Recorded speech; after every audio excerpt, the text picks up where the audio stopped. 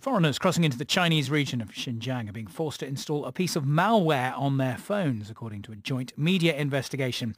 The report by the US magazine Vice, The Guardian newspaper and the New York Times, as well as others, found that the app gives the authorities in China access to text messages and other data on the phone. The Chinese government is accused of conducting a massive campaign of surveillance and oppression against the local Muslim population in Xinjiang. I heard more from our China media analyst, Kerry Allen.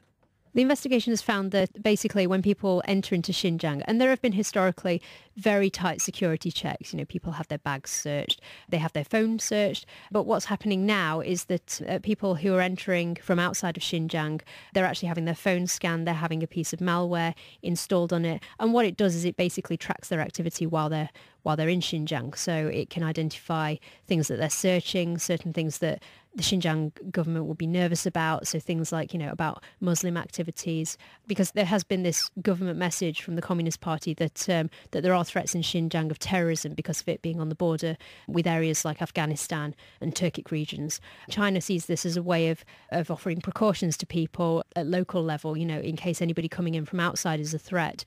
But at the same time, it is a form of surveillance on people. It means that the government can effectively track people, they can see their activity on their phone, and they're given a heads up, really, if anything they identify, somebody is doing on their phone is not in line with government policy. It's quite extraordinary. And basically, they're worried about outside influence in Xinjiang, people reporting on what's going on there? Absolutely, yes. Xinjiang has historically been a very, very tightly contained area of China.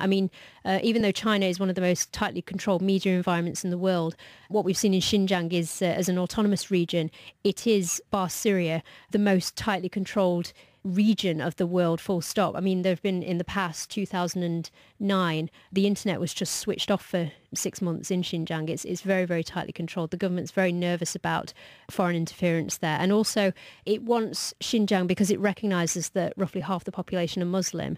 They're not Han Chinese, which are the majority ethnic group. So it basically wants to make sure that, despite these different cultures in place there, that there is solidarity with communist thinking and communist rhetoric. And do we know how this malware works and whether it's possible to get it off your phone?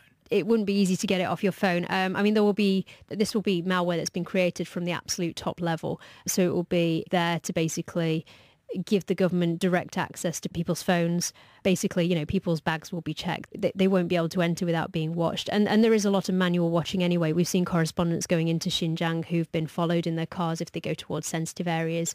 And what happens is, roads suddenly become closed up ahead and they have to turn around. So even if the malware provides the government some access to people at that kind of privacy level, there's still eyes on the street watching foreign people coming in.